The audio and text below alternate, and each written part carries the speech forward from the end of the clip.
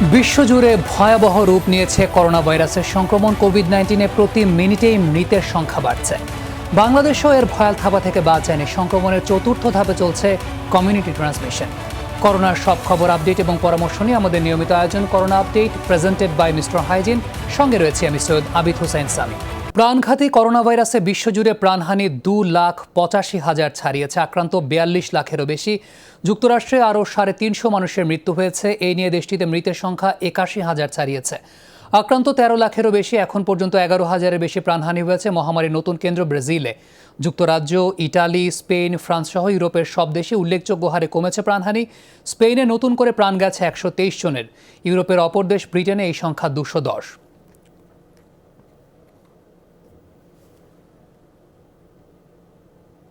দুদিন ধরে করোনায় নতুন সংক্রমণ আর মৃত্যু কমলেও স্বস্তি ফেরেনি বিশ্বে। অর্থ সংকটে ক্ষুধায় কাতর দরিদ্র দেশগুলো। পরিস্থিতির উন্নতিতে কিছু দেশ বিধিনিষেধ শিথিল করলেও লকডাউন পুরোপুরি প্রত্যাহার হচ্ছে না এখনই। এদিকে যুক্তরাষ্ট্রের শিশুদের মধ্যে বিরল কাওয়াসাকি সিনড্রোম বাড়তে থাকায় সব রাজ্যেই সতর্কবার্তা পাঠিয়েছে নিউ ইয়র্ক।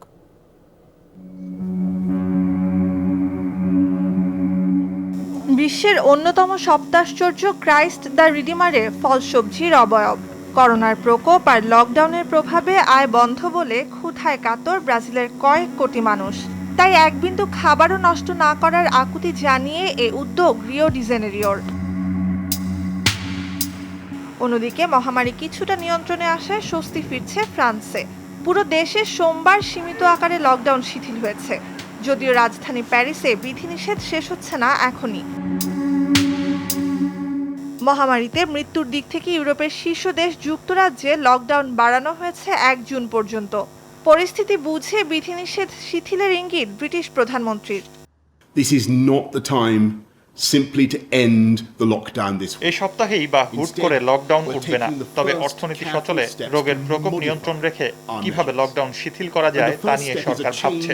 বাড়ি থেকে কাজ করা সম্ভব নয় যাদের, তারা আজ থেকে কর্মক্ষেত্রে যেতে পারবেন। বাড়ির বাইরে খেলাধুলা, শরীরচর্চা যাই করুন, পরিবার ছাড়া কারোর সংস্পর্শে যাওয়া চলবে না। And only go to work if you must. এদিকে মহামারীতে সবচেয়ে বেশি মৃত্যু দেখা যুক্তরাষ্ট্রে বাড়ছে বিরল কাওয়াসাকি সিনড্রোমের প্রকোপ। কোভিড-19-এর মতোই উপসর্গ বলে রোগ শনাক্ত করা নিয়ে বিপাকে চিকিৎসকরা। নিউ ইয়র্কে করোনার উপসর্গ নিয়ে হাসপাতালে ভর্তি 85 শিশুর অসুস্থতা খতিয়ে দেখা হচ্ছে। এদের মধ্যে কাওয়াসাকি বা টক্সিক শক সিনড্রোমের লক্ষণ রয়েছে। এটা নিশ্চিত যে কোভিড-19-এর শ্বাস প্রশ্বাসের জটিলতার সাথে তাদের দেহে রক্তনালীর জটিলতাও যোগ হয়েছে। যে কোনো মুহূর্তে রক্তচাপ অত্যাধিক বেড়ে কিংবা কমে শকে চলে যাওয়ার ঝুঁকি থাকে বলে কাওয়াসাকি সিনড্রোমে শিশুর মৃত্যুও হতে পারে। নুজহাত কামাল, যমুনা নিউজ। 1 মাসের মধ্যে প্রথম করোনা রোগী শনাক্ত হয়েছে চীনের উহানে। রোববার পুরো দেশটিতে নতুন সংক্রমণের সংখ্যা ছিল 14, গেল 10 দিনে যা সর্বোচ্চ। এদের মধ্যে 2 জন বিদেশ থেকে এলেও বাকিরা স্থানীয়ভাবে সংক্রমিত বলে নিশ্চিত করেছে চীনের স্বাস্থ্য কমিশন। যদিও মহামারী ফিরে আসা ঠেকাতে নিয়মিত স্বাস্থ্য পরীক্ষা সহ নানা পদক্ষেপের কথা জানিয়েছে বেইজিং। ডিসেম্বরে উহানে করোনা ভাইরাস মহামারীর শুরুর 3 মাস পর পরিস্থিতি নিয়ন্ত্রণে আসে। দীর্ঘ কঠোর লকডাউন শিথিল হয় মার্চে। এই সময় কোভিড-19-এ নতুন কোনো প্রাণহানিও হয়নি চীনে। সরকারি তথ্য অনুযায়ী মহামারীর 3 মাসে দেশটিতে এই রোগে প্রাণ হারিয়েছেন 4,500 মানুষ।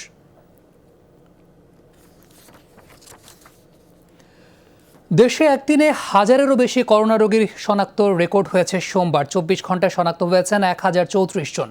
আগের দিনের তুলনায় নমুনা পরীক্ষাও বেড়েছে অনেক, তাই তুলনামূলকভাবে সংক্রমণ বাড়েনি বলে জানিয়েছে স্বাস্থ্য অধিদপ্তর। যদিও বিশেষজ্ঞরা বলছেন সামনে আসতে পারে আরও কঠিন পরিণতি। হুট করে লকডাউন শিথিল করায় পরিণতি ভয়াবহ হতে পারে আগামী জুনে। করোনা সংক্রমণের 10ম সপ্তাহে বাংলাদেশ। উপসর্গ নিয়ে ঘন্টার পর ঘন্টা দাঁড়িয়ে মানুষ নিশ্চিত হতে চান করোনা হলো কিনা।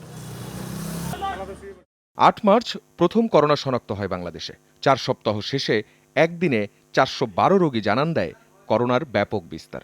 এরপর প্রতি সপ্তাহে লাফিয়ে বেড়েছে নতুন সংক্রমণ। 14 এপ্রিল মোট আক্রান্ত 1000 ছাড়ায়, আর সোমবার একদিনেই 1034 জন। 10ম সপ্তাহের তৃতীয় দিন পর্যন্ত মোট আক্রান্ত 15,691 জন। শনাক্ত বিবেচনায় সুস্থতার হার আমাদের 18.52 এবং মৃত্যুর শনাক্ত বিবেচনায় মৃত্যুর হার 1.53। পরিস্থিতি মোটেও ভালো নয় বলে মনে করছেন বিশ্ব স্বাস্থ্য সংস্থার উপদেষ্টা ডাক্তার বেনজির আহমেদ। বললেন, সামনে সময় আরও খারাপ। কোয়ারেন্টাইনগুলো যে ঠিক মতো করতে পারেনি, দ্রুত রোগী শনাক্ত করতে পারেনি, তাদেরকে আইসোলেশনে নিতে পারেনি, তার হলো এটা ফল। আর সামনের দিনগুলোতে আমরা পাবো হলো যে লকডাউন উইথড্র জনিত যে ব্যাপক চলাচল, ব্যাপক মেলামেশার যে ইম্প্যাক্টটা, সেটা আসবে পরের দিকে। আমাদের 99% পরিবার এখনো করোনা মুক্ত, সেই পরিবারগুলো তখন এর মধ্যে যুক্ত হতে থাকবে। চিকিৎসায় আছেন যারা, তাদের পরামর্শ ঠিকঠাক যেন ব্যবহার করা হয় সুরক্ষা সরঞ্জাম। সংক্রমণ বাড়তেছে, বেড়ে গিয়ে যে মানুষগুলোর ইমিউনিটি কম তাদের কাছে চলে গিয়ে তারা রিস্কে পড়ে যাচ্ছে। এটাই কিন্তু সমস্যা। মানুষকে মানানোর চেষ্টা করার থেকে বড় বিষয় মানুষকে গাইড করাটা জরুরি, যে মাস্ক ব্যবহার করার সময় সামনে হাত দিবেন না, পাশে হাত দেন।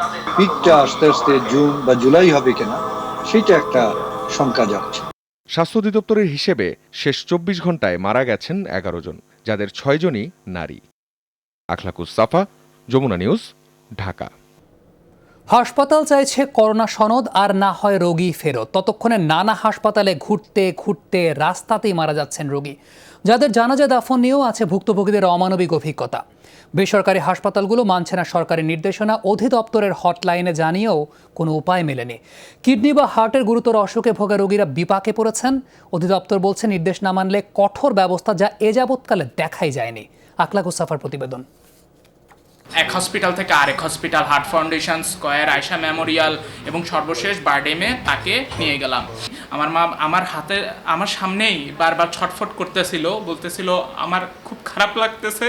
চিকিৎসাটা না করতে পারেন আপনারা, দূর থেকে অন্তত আমাকে বলতে পারেন যে কোন মেডিসিনটা লাগবে, কোন ওষুধটা লাগবে, আপনারা আমাকে বলেন, আমি দিচ্ছি আমার মাকে।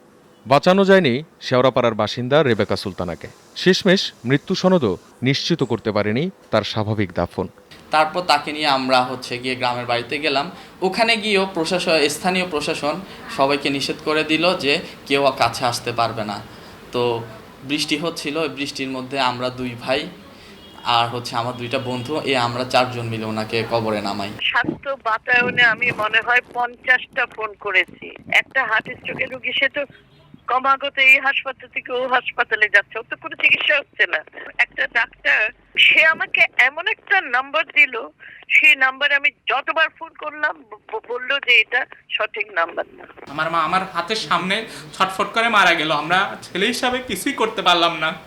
সরকারি বেসরকারি সব জায়গায় চেষ্টা করলাম, কিন্তু কোথাও গেল না। আমার এখন এসব তো আমরা জীবনেও কাটিয়ে উঠতে পারবো না। কিডনি জটিলতায় বেশ কয়েকটি হাসপাতাল ঘুরে শনিবারই মারা যান অতিরিক্ত সচিব গৌতম আইচ। মেয়ে ডাক্তার সুস্মিতা কাজ করেন সরকারি স্বাস্থ্যসেবার হটলাইনে। তিনিও বাঁচাতে পারেননি বাবাকে। করোনা সন্দেহে ফিরিয়ে দিয়েছে সব হাসপাতাল। অবহেলার অভিন্ন চেহারা সরকারি হাসপাতালেও। ঘুরছে মানুষ, মিলছে না চিকিৎসার দিশা। নার্সরা আমাকে একটা রুম দেখিয়ে দিয়ে বলেন যে সেখানে গিয়ে থাকেন। আমি সেই রুমটিতে যাওয়ার পর দেখি যে রুমটিতে কোনো বেড ফাঁকা নেই, সবাই করোনা পেশেন্ট, যদিও আমার করোনা পজিটিভ ছিল না। এরপর বিষয়টি নার্সদেরকে আমি জানালে তারা বললেন যে কিছুক্ষণের মধ্যে বেড ফাঁকা হবে। আমি আধা ঘন্টার মতো দাঁড়িয়ে থাকার পর দেখলাম যে 2 জন লোক মারা গেছেন, তখন 2টো বেড ফাঁকা হয়েছে। এরপরে নার্সরা আমাকে সেই বেডে নিয়ে যায়। যাওয়ার পরে আমি বেডে থাকার পরিবেশ পাইনি। ক্যান্সার আক্রান্ত বিনয় কিশোর ত্রিপুরা। কেমোথেরাপি নিতে আগে লাগবে করোনা পরীক্ষার সনদ। ছুটে যান ঢাকা মেডিকেল কলেজ হাসপাতালে। বলা হয় রিপোর্ট পেতে 15 দিন। তারপর যান বিএসএমএমইউতে। 300 জনের পিছনে লাইনে দাঁড়িয়ে ততক্ষণে আরও অসুস্থ বিনয় কিশোর। বারবার গিয়ে লাইনে দাঁড়াতে গিয়ে আমি খুবই কষ্ট হচ্ছে। এইভাবে আমার যদি বারবার গিয়ে দাঁড়াতে হয়, তাহলে আমি হয়তো একসময় আরও দুর্বল হয়ে পড়বে। প্রতিটি ঘটনায় নিজেদের মতো করে ব্যাখ্যা ছিল হাসপাতালগুলোর। অথচ এ সব কিছুর ঊর্ধ্বে সবচেয়ে বড় সত্য, বাঁচানো যায়নি সে মানুষগুলোকে যাদের অসুখের চিকিৎসা ছিল। এই করোনা যুদ্ধের সামনে থেকে যুদ্ধ করা ডাক্তার আর হাসপাতালের কাছে এমনটা কেউই আশা করেন না। স্বাস্থ্য অধিদপ্তর বলছে, রোগী ফিরিয়ে দেওয়ার সাজা কঠিন ব্যবস্থা। এখন পর্যন্ত কিছু বিচ্ছিন্ন অভিযোগ আসছে, সে ব্যাপারে কিন্তু আমরা তদন্ত করে কাজ করছি। আমরা অনেক সময় রোগীরা কমপ্লেন করে বিভিন্ন জায়গায় যে আমাদের ভর্তি নিচ্ছে না। পরে যখন আমরা তাদের সাথে কথা বলি, দেখি যে না, আসলে তারা কিন্তু ভর্তি নিচ্ছে, রোগীরা হয়তো অস্থির হয়ে যাচ্ছে। সংকট কাটাতে সরকারি বেসরকারি সব হাসপাতালকে কোভিড, নন কোভিড ও সাসপেক্টেড কোভিড জোনে ভাগ করার পরামর্শ দিয়েছেন বিদেশে থাকা দেশি চিকিৎসকরা।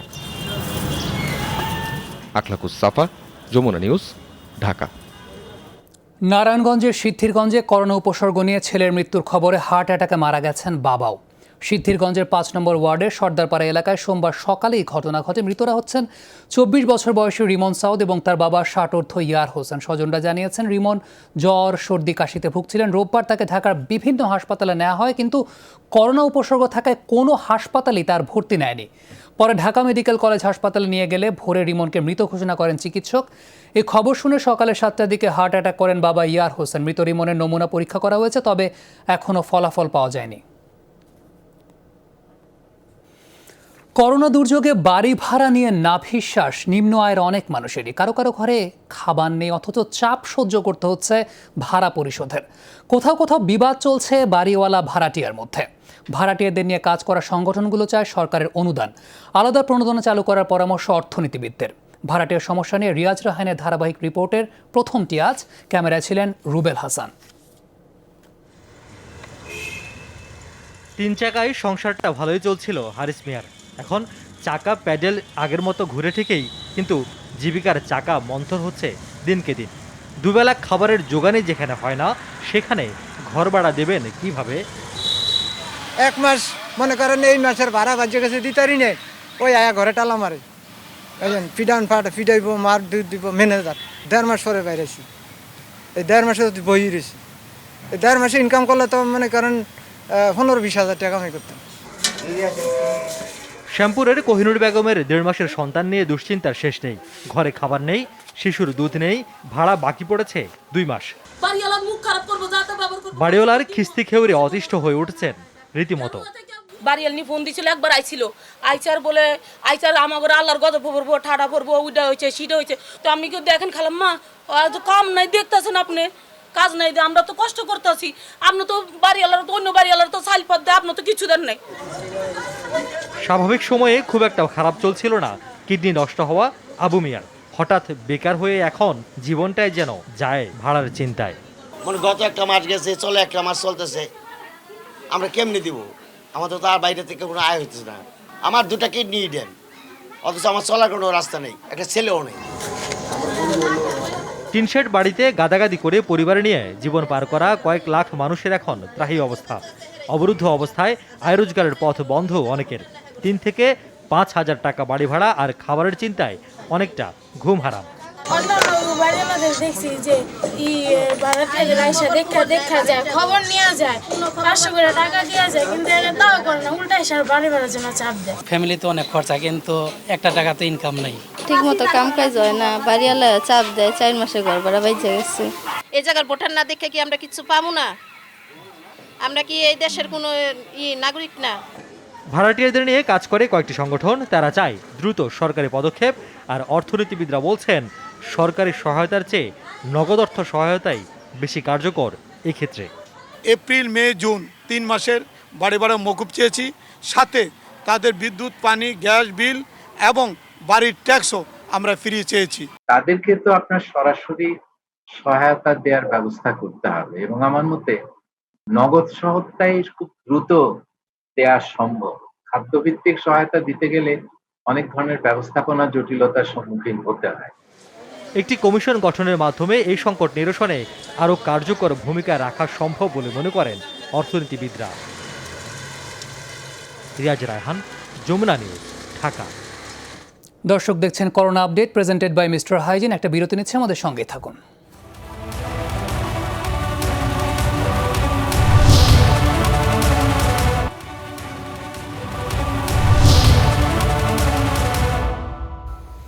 দর্শক স্বাগত আরও একবার। আপনারা দেখছেন corona update presented by mister Hygiene. করোনা সতর্কতা মানা হচ্ছে না কোথাও। এক জেলা থেকে আরেক জেলায় যাবার ক্ষেত্রে স্পষ্ট বিধিনিষেধ থাকলেও মানা হচ্ছে না তা। সোমবারও দেশের 2 প্রধান ঘাট কাঁঠালবাড়ি, শিমুলী এবং পাটুরিয়া দৌলতদিয়া রুটে রাজধানীমুখী মানুষের ঢল ছিল। নিজ নিজ কর্মক্ষেত্রে যোগ দিতে গেল কয়েকদিন ধরেই 2 ঘাটে এমন ভিড়। যাত্রীদের বেশিরভাগই ক্ষুদ্র ব্যবসায়ী কিংবা কর্মচারী। অনেকেই ঘাট পার হয়ে ছোট পরিবহনে রওনা দিচ্ছেন। এরই মধ্যে গুনছেন অতিরিক্ত ভাড়া। পণ্যবাহী ট্রাকের সংখ্যা বেড়েছে। রাজধানীর বাইরের শহর এবং গ্রামের দোকানপাটগুলোতেও আগের তুলনায় ভিড় বেড়েছে। অনেক ভিড় দেখছি আমরা আসার সময় ওই রাস্তাও দেখছি, এখানেও দেখলাম, এখানেও দেখলাম অনেক ভিড়। ফেরিতে পা দেওয়ার মতো কোনো জায়গা নাই, যে পরিস্থিতিতে মানুষ নামতে পারতেছে না, উঠার জন্য পাগল হয়ে গেছে। এই গাড়ির নাম মাওয়াগাড়ি, একই অবস্থা, মাওয়াগাড়ির অবস্থা আরও বেশি। এদিকে অনেকটা স্বাভাবিক দিনের মতোই রাজধানীর চিত্র। গণপরিবহন ছাড়া প্রায় সব ধরনের যানবাহনের অবাধ চলাচল ছিল নগরী জুড়ে। গত কয়েকদিনের মতো ঢাকার প্রবেশ মুখগুলোতে মানুষ আর যানবাহনের ভিড় ছিল। রাজধানীর কোনো কোনো সড়কে হালকা যানজটও দেখা গিয়েছিল। আইনশৃঙ্খলা বাহিনীর সদস্যরা মানুষকে করোনা সতর্কতা বোঝাতে হিমশিম খাচ্ছেন। রাস্তায় বের হওয়া অধিকাংশ মানুষই মানছেন না স্বাস্থ্যবিধি।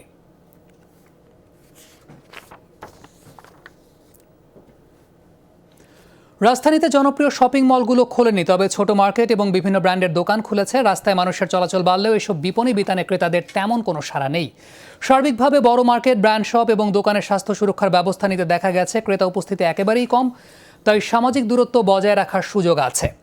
বেশিরভাগ দোকানের কর্মচারী মাস্ক এবং গ্লাভস পরেছেন।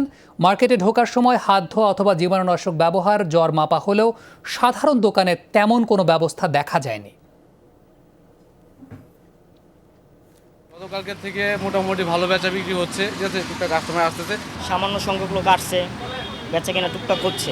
খোলা এটা এলিফ্যান্ট রোডের, বেশ ভালো আমরা কালকে বেচা কিনা করা। ডিস্টেন্স বজায় রেখে যারা ব্যবসা করতে পারছেন ওনারা ভালো ব্যবসা করছেন, অল্প পরিসরে ক্রেতা আসছেন। কারণ মানুষের মধ্যে কিছুটা আতঙ্ক রয়েছে, পাশাপাশি অর্থনৈতিক সংকটও রয়েছে। এদিকে স্বাস্থ্যবিধি না মানায় বিপণী বিতান খুলে রাখার সিদ্ধান্ত থেকে সরে এসেছেন ফরিদপুরের ব্যবসায়ীরা। সোমবার দুপুরে জেলা চেম্বার অফ কমার্স ভবনে এক জরুরি সভায় এই সিদ্ধান্ত নেওয়া হয়। নেতৃবৃন্দ জানিয়েছেন, আজ থেকে পরবর্তী নির্দেশ না দেওয়া পর্যন্ত সব ধরনের মার্কেট এবং দোকানপাট বন্ধ থাকবে। এর আগে রোববার সকালে শহরের নিউ মার্কেট সহ অন্যান্য দোকান খোলে। প্রথম 2 দিন কাপড়পট্টিতে ছিল ক্রেতাদের উপচে পড়া ভিড়। ত্রাণ কার্যক্রমে স্বচ্ছতা নিশ্চিতে কঠোর অবস্থান নিয়েছে সরকার, জানিয়েছেন আওয়ামী লীগের সাধারণ সম্পাদক ওবায়দুল কাদের। তিনি বলেছেন, অনিয়ম দুর্নীতির বিরুদ্ধে সরকারের শুদ্ধি অভিযান এখনও চলছে। সোমবার দুপুরে নিজ বাসভবনের ব্রিফিংয়ে তিনি বলেন, করোনার বিস্তার রোধে সরকার চিকিৎসা ক্ষেত্রে সক্ষমতা বাড়িয়েছে। নতুন ডাক্তার এবং নার্স যুক্ত হওয়ায় করোনা প্রতিরোধে লড়াইয়ে নতুন গতির সঞ্চার হয়েছে। ওবায়দুল কাদের আরও বলেছেন, দেশ যখন করোনায় বিপর্যস্ত, বিএনপি তখন নেতাকর্মীদের ঈদ উপহার কিনে দিচ্ছে এই দুর্যোগে, যা কোনোভাবেই প্রত্যাশিত নয়। দ্বিতীয় ত্রাণ কার্যক্রমে স্বচ্ছতা নিশ্চিতকরণে শেখ হাসিনা সরকার কঠোর অবস্থানে। যারা অনিয়ম করবে দলীয় পরিচয়ে তাদের স্মরণ করিয়ে দিতে চাই, অনিয়ম দুর্নীতির বিরুদ্ধে শেখ হাসিনা শুদ্ধি অভিযান এখনো চলমান। করোনা দুর্যোগের সময় গণমাধ্যমের কোনো কর্মীকেই চাকরিচ্যুত না করার আহ্বান জানিয়েছেন তথ্যমন্ত্রী ডক্টর হাসান মাহমুদ। একই সঙ্গে সব প্রতিষ্ঠানের বকেয়া পরিশোধ করতে মালিকদের অনুরোধ করেছেন তিনি। সোমবার দুপুরে ঢাকা রিপোর্টার্স ইউনিটিতে সাংবাদিকদের জন্য করোনার নমুনা সংগ্রহ কার্যক্রমের উদ্বোধনী অনুষ্ঠানে এই আহ্বান জানিয়েছেন তিনি। তথ্যমন্ত্রী বলেন, বর্তমান মহামারীতেও সাংবাদিকরা জীবনের ঝুঁকি নিয়ে কাজ করছেন, অথচ এমন সময় গণমাধ্যম কর্মীদের চাকরিচ্যুতি একেবারেই দুঃখজনক। ডিআরইউতে স্থাপিত বুথে ফোন এবং SMS এর মাধ্যমে নমুনা সংগ্রহ এবং পরীক্ষার সময় জানিয়ে দেওয়া হবে।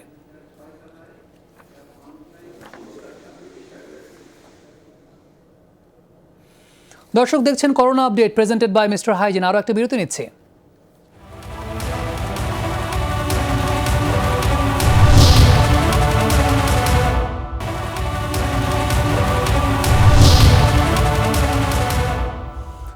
দর্শক আবারও স্বাগত জানাচ্ছি। আপনারা দেখছেন corona update, presented by mister hygiene.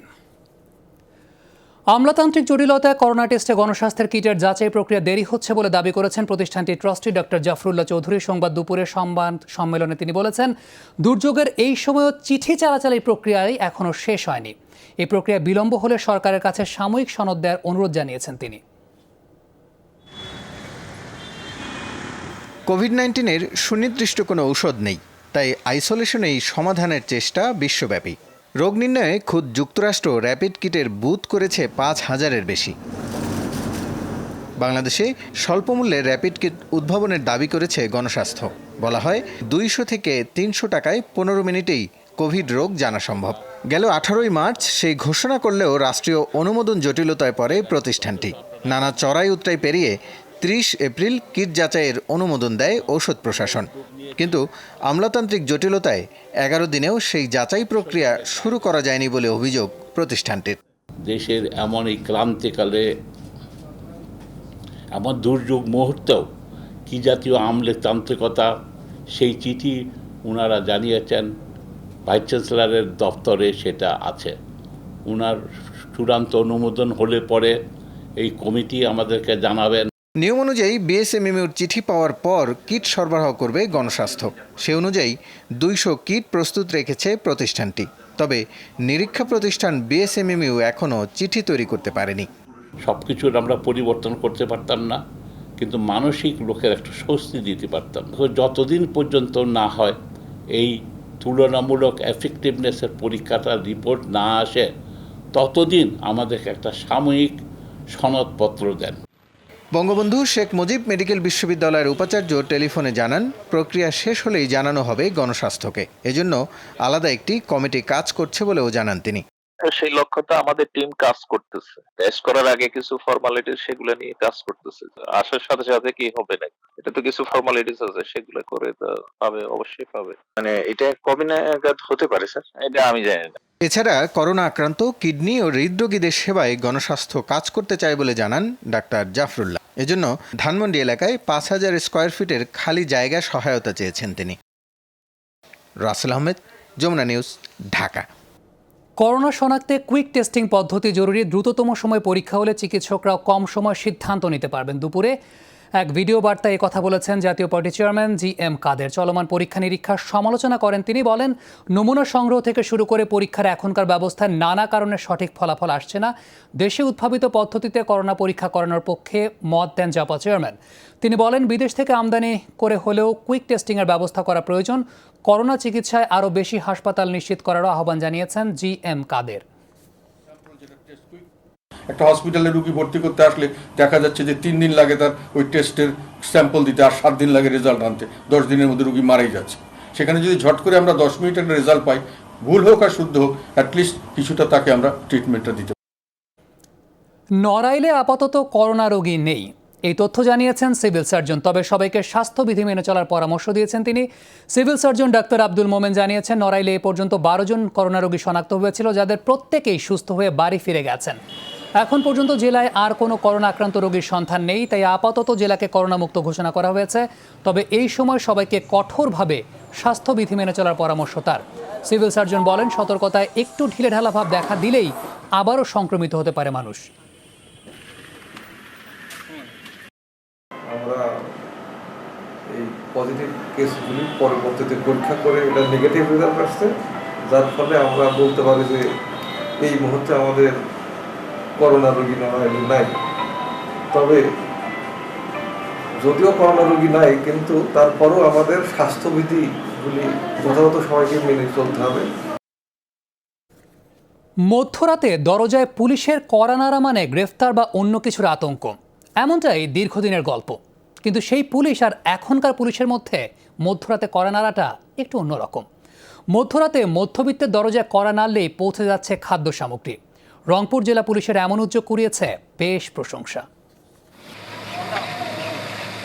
এই প্রস্তুতি আসামি ধরার জন্য নয়, করোনাকালে কর্মহীন নিম্ন মধ্যবিত্ত ও মধ্যবিত্তের পাশে দাঁড়ানোর প্রয়াস।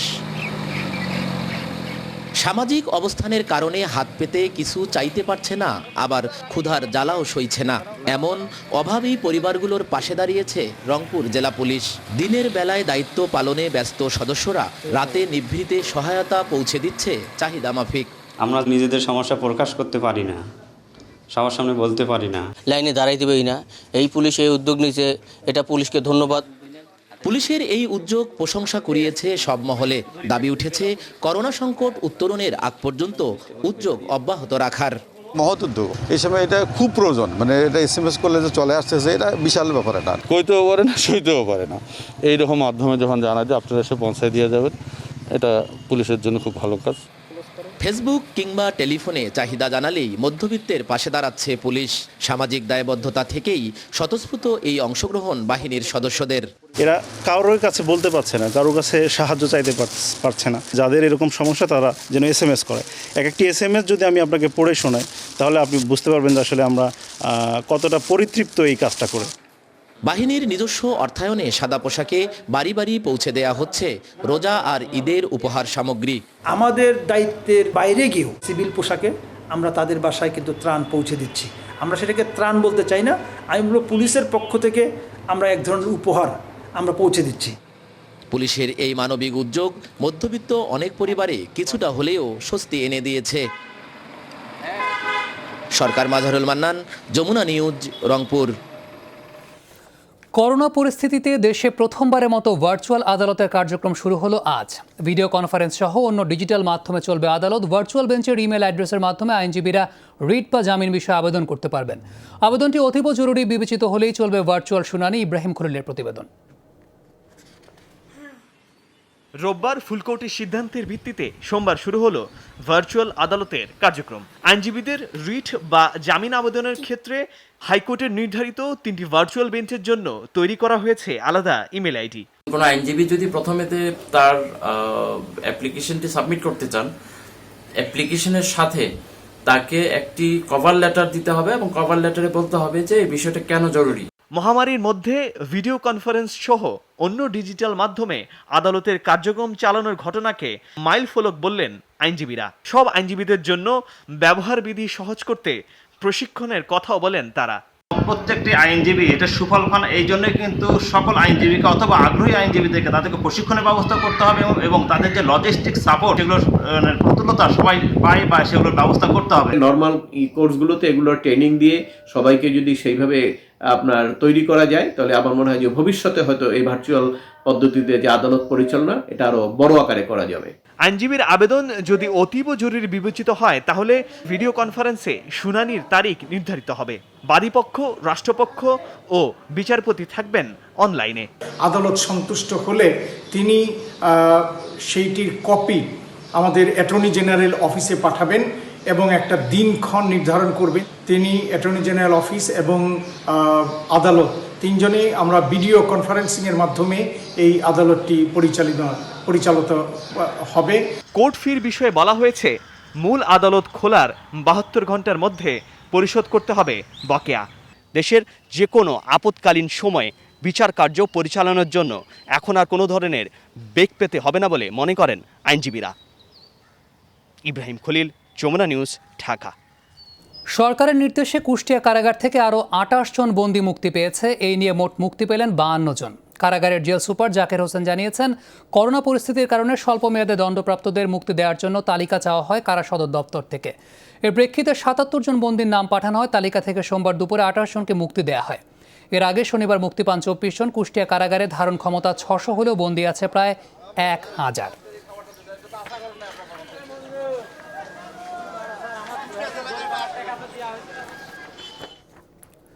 দর্শক, আমরা বহির্বিশ্বের পরিস্থিতি জানার চেষ্টা করব। স্পেনের করোনা পরিস্থিতি নিয়ে এবং লকডাউন নিয়ে আলোচনার জন্য আমাদের সঙ্গে এই মুহূর্তে যোগ দিচ্ছেন প্রবাসী ব্যবসায়ী আবু সায়েম মজুমদার। আবু সায়েম মজুমদার, আপনাকে স্বাগত করোনা আপডেটে। আশা করছি আপনি আমাকে শুনতে পাচ্ছেন। একটু আমাকে জানাবেন যে ইউরোপের অন্যান্য দেশের মতো স্পেনেও প্রাণহানির সংখ্যা কমে আসছে আমরা দেখতে পাচ্ছি। এক্ষেত্রে কি লকডাউন শিথিল হতে পারে দেশটিতে? ধন্যবাদ আপনাকে, যমুনা টিভিকে প্রবাসীদের খবর নেওয়ার জন্য। বর্তমান যে অবস্থা, আমাদের স্পেনের লকডাউনের সীমা আরো বাড়িয়েছে গত সপ্তাহে 24 মে। তার মধ্যে আবার 4 ধাপে বিভক্ত করে পর্যায়ক্রমে লকডাউনকে আরো শিথিল করা হবে। এরই মধ্যে ব্যবসা বাণিজ্য, মানুষের চলাচল সীমিত আকারে। লকডাউন পর্যায়ক্রম, আমরা এখন বর্তমানে মাদ্রিদের অবস্থান হচ্ছে 0 পজিশন, অর্থাৎ আমরা 0 স্টেজে আছি। এখান থেকে অর্থাৎ এখনো রেড সিগন্যাল, রেড অ্যালার্মটা যদি কাটে দেন আমরা 1-এ যাব। পর্যায়ক্রমে আমরা আস্তে আস্তে এটা রিকভার করা যাবে বলে আশা করা যায় আর কি।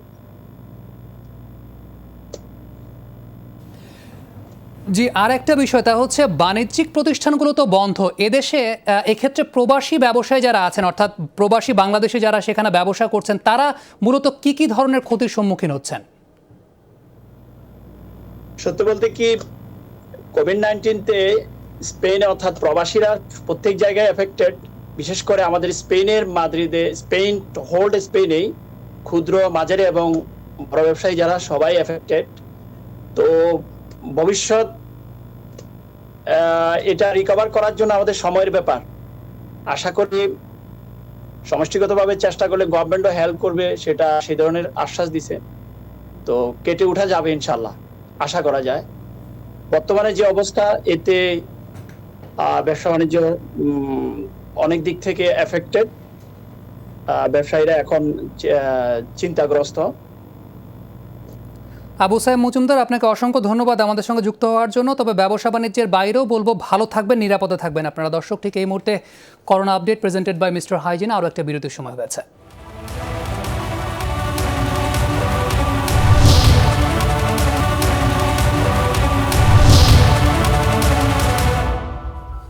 দর্শক, আরও একবার স্বাগত। আপনারা দেখছেন corona update presented by mister Hygiene. করোনা সংকটে চাকরি হারিয়ে দেশে ফিরতে বাধ্য হচ্ছেন অনেক প্রবাসী শ্রমিক, আবার অনেককেই জোর করে ফেরত পাঠাচ্ছে মধ্যপ্রাচ্যের দেশগুলো, যা অনৈতিক বলে মনে করছেন বিশ্লেষকরা। দেশে ফেরা ঠেকাতে দ্বিপাক্ষিক সম্পর্ক জোরদার করতে হবে, তাতে কাজ না হলে আন্তর্জাতিক সংস্থায় যাওয়ার পরামর্শ তাদের। তবে বিদেশ থেকে বাংলাদেশিদের যতটা কম ফেরানো যায় সেই চেষ্টাই করা হচ্ছে বলে জানিয়েছেন প্রবাসী কল্যাণমন্ত্রী। করোনা সংক্রমণ ঠেকাতে লকডাউন চলছে বিশ্বের বিভিন্ন দেশে।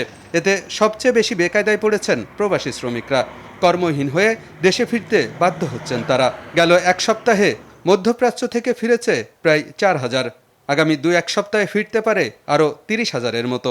সব মিলিয়ে সংকটকালে দেশে ফিরতে বাধ্য হয়েছেন 2.5 লাখের মতো প্রবাসী শ্রমিক। সামনের দিনে এই সংখ্যা আরও বাড়তে পারে বলে আশঙ্কা বিশ্লেষকদের। করোনা ভাইরাস মহামারীর সংকটকালীন সময়ে মধ্যপ্রাচ্য সহ বেশ কিছু দেশ থেকে বাংলাদেশের প্রবাসীদেরকে দেশে ফেরত পাঠানো হচ্ছে, যেটা অত্যন্ত অমানবিক এবং আন্তর্জাতিক নিয়ম নীতিরও লঙ্ঘন। যে কোনো জরুরি পরিস্থিতিতে সেই অভিবাসী শ্রমিকদের রক্ষণাবেক্ষণের দায়িত্ব কিন্তু যে দেশে তারা রয়েছেন সেই দেশে। আন্তর্জাতিক আইনের তোয়াক্কা না করে ওইসব দেশগুলো তাদেরকে ফেরত পাঠানোর পদক্ষেপ নিচ্ছেন এবং বাংলাদেশ এক প্রকার বাধ্য হচ্ছে তাদেরকে ফেরত আনার জন্য। সরকারকে অনুরোধ করছি যে দ্রুত এগুলো আন্তর্জাতিক বহুপাক্ষিক ফোরামে নিয়ে আসার জন্য। করোনা সংকটে বিদেশি কর্মী তাড়ানোর পাশাপাশি অনেককে বৈধতাও দিচ্ছে কোনো দেশ। এটি কাজে লাগাতে দ্বিপাক্ষিক সম্পর্ক আরও জোরদারের পরামর্শ সংশ্লিষ্টদের। ইতালিতে তাদের অবৈধ অভিবাসীদেরকে তাদেরকে বৈধ করে সেখানে ডকুমেন্টেড করে তাদের কৃষি অর্থনীতিতে কাজ করাবার জন্য তাদের সরকার একটা পরিকল্পনা গ্রহণ করেছে। পর্তুগালও কিন্তু আনডকুমেন্টেড অভিবাসীদেরকে ডকুমেন্টেড করার জন্য প্রক্রিয়া তারা অব্যাহত রাখতে যাচ্ছে। মধ্যপ্রাচ্যের দেশগুলোতে আমাদের ইতালি, পর্তুগাল এবং সিঙ্গাপুর উদাহরণকে আমরা কাজে লাগিয়ে বলতে পারি এই করোনা ভাইরাসের দুর্যোগকালীন সময় কোনোভাবেই যাতে আমাদের এই বাংলাদেশি কর্মীদেরকে বাংলাদেশে ফেরত পাঠানো না হয়। প্রবাসী কল্যাণমন্ত্রী জানিয়েছেন, পরিস্থিতি বিবেচনায় সংশ্লিষ্ট দেশের অনুরোধে প্রবাসী কর্মীদের ফিরিয়ে নিতে বাধ্য হচ্ছে সরকার। তবে ফিরে আসার পরিমাণ যতটা কমানো যায় সেজন্য কাজ করছে মন্ত্রণালয়। যদি এক ইন্ডাস্ট্রিতে যদি কাজ না হয়, যদি রিট্রেঞ্চ করে দেয় ওদেরকে, যদি ছেড়ে দেয়, ওখানে যদি অন্য কোনো ইন্ডাস্ট্রিতে যদি ওদেরকে লাগানো যায়, আমরা কিন্তু ওই লাইনে কিন্তু আগাচ্ছি বা কথা বলছি, so that they can be absorbed over there. যত কম ফেরত আসবে আমাদের জন্য ভালো, আর ওদের জন্য কিন্তু ভালো। ফিরে আসা কর্মীদের পুনর্বাসন ছাড়াও পরিস্থিতি স্বাভাবিক হলে অগ্রাধিকার ভিত্তিতে তাদের বিদেশ পাঠাতে উদ্যোগ নেবে সরকার। আলমগীর হোসেন, যমুনা নিউজ, ঢাকা। লকডাউনের সময়সীমা বাড়ানোর ঘোষণা দিয়েছে মালয়েশিয়া। করোনা পরিস্থিতি আরও নিয়ন্ত্রণে আনতে 9 জুন পর্যন্ত কড়াকড়ির সময় বর্ধিত করার কথা জানিয়েছেন দেশটির প্রধানমন্ত্রী মহিউদ্দিন ইয়াসিন। ফলে আরও 1 মাস বন্ধ থাকবে বাণিজ্যিক প্রতিষ্ঠান এবং কলকারখানা। এই অবস্থায় চরম সংকটের মধ্যে রয়েছেন প্রবাসী বাংলাদেশিরা। এরই মধ্যে তাদের সহায়তা এগিয়ে এসেছে বাংলাদেশের দূতাবাস এবং বেশ কিছু স্বেচ্ছাসেবী সংগঠন। তবে প্রয়োজনের তুলনায় তা অপ্রতুল বলে জানিয়েছেন ভুক্তভোগীরা।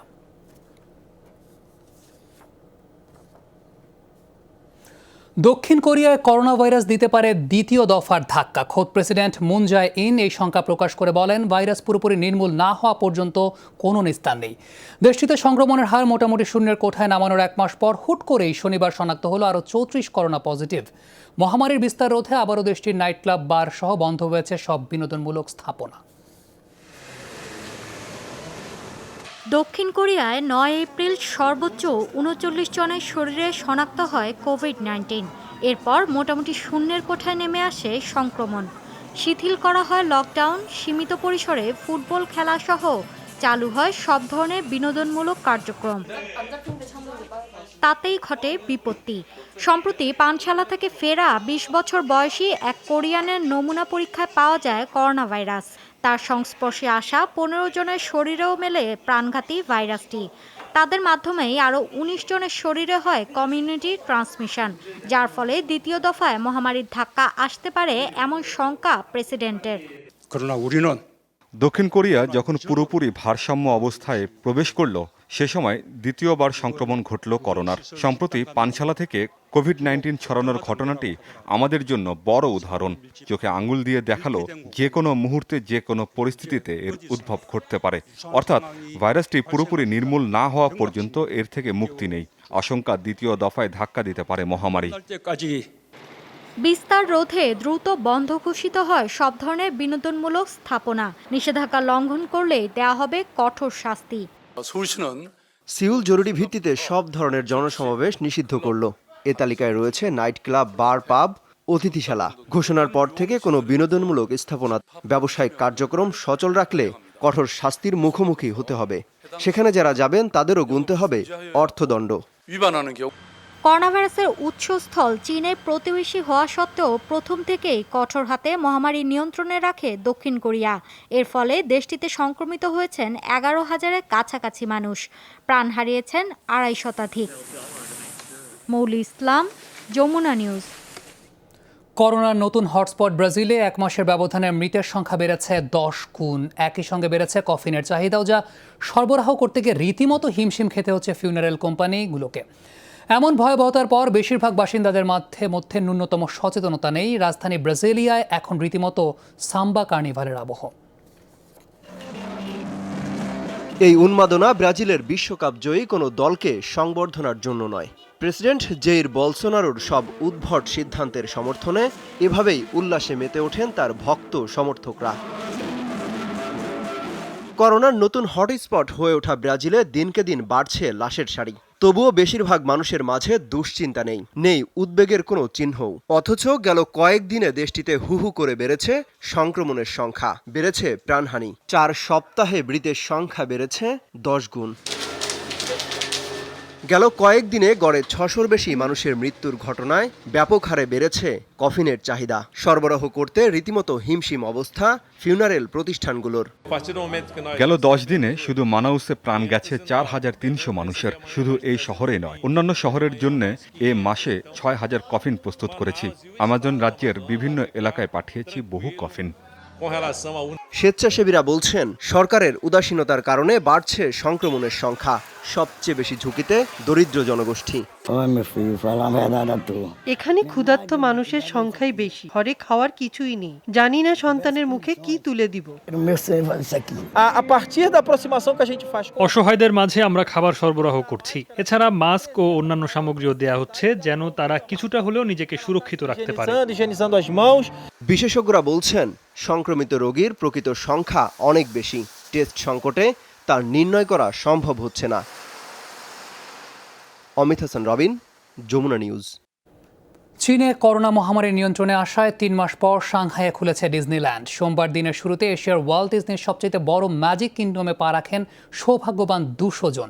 শারীরিক দূরত্বের বিধিনিষেধের কারণে অগ্রিম টিকিট ছাড়া নেই থিম পার্কটিতে ঢোকার সুযোগ। শুক্রবার অনলাইনে ছাড়ার কয়েক মিনিটের মধ্যে বিক্রি হয়ে যায় সবগুলো টিকিট।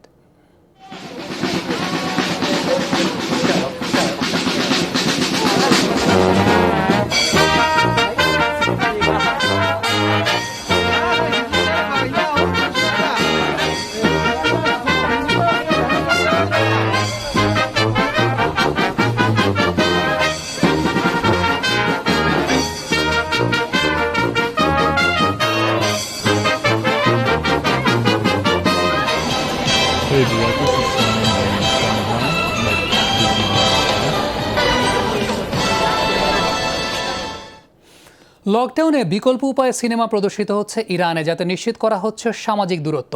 তেহরানের একটি খোলা মাঠে স্থাপন করা হয়েছে বিশাল আকৃতির পর্দা, আর দর্শকরা নির্দিষ্ট স্থানে নিজের গাড়িতে বসে উপভোগ করছেন সিনেমা। চত্বরে প্রবেশের সময় নিশ্চিত করা হচ্ছে গাড়ি জীবাণুমুক্ত করার বিষয়টিও।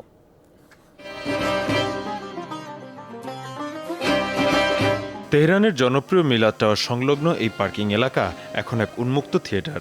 বিশালাকৃতির পর্দায় চলছে সিনেমা, আর সামনে নিজ গাড়িতে বসে দর্শক। করোনা ভাইরাসের প্রকোপে যখন কড়াকড়ি চলছে তেহরানে, তখন ভাইরাসটির প্রকোপ ঠেকাতে সামাজিক দূরত্ব নিশ্চিত করতেই এই উদ্যোগ।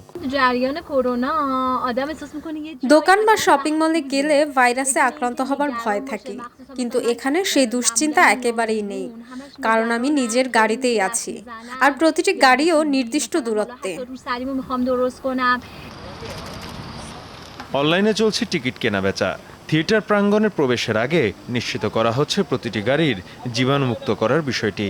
টানা লকডাউনের কারণে ঘরবন্দি তেহরানবাসী কিছুটা হাফ ছাড়ার সুযোগ মিলেছে এই উন্মুক্ত থিয়েটারের মাধ্যমে। দীর্ঘ সময় ধরে ঘরবন্দি থাকায় একেবারে অস্থির হয়ে উঠেছিলাম। যখনই শুনলাম এখানে এই ধরনের আয়োজন করা হয়েছে, তখনই ছুটে এসেছি। মুভিটা ভালো না মন্দ এসব কিছুই মুখ্য নয় আমার কাছে। এই ধরনের একটা আয়োজন হয়েছে, সেটাই সবচেয়ে গুরুত্বপূর্ণ। এখানে এসে মনে হচ্ছে বন্দি দশা থেকে মুক্তি পেয়েছি। এই উন্মুক্ত থিয়েটারে প্রতিদিন 2টি শো চলে, যার প্রতিটি থাকে হাউসফুল, এমনটি বলছেন উদ্যোক্তারা। মুশফিক হাসান, যমুনা নিউজ। দর্শক, এই ছিল করোনা আপডেটে প্রেজেন্টেড বাই মিস্টার হাইজিন। এতক্ষণ সঙ্গে থাকার জন্য সবাইকে ধন্যবাদ।